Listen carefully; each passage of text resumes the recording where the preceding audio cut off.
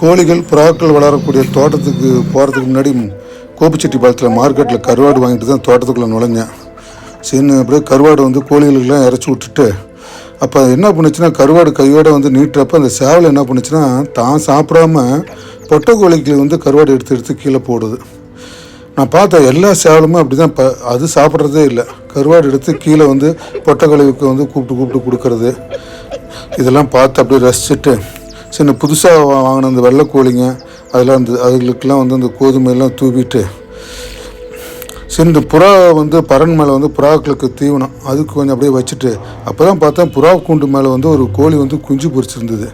அப்படியே குஞ்சுங்களாம் எட்டி எட்டி பார்த்துருந்தது. சரின்னு அது கீழே இறக்கி வச்சுட்டு ஒரு 23 நாளாக வந்து அடை வச்ச கோழி வந்து ரொம்ப தண்ணி தாக மாட்டுக்கு.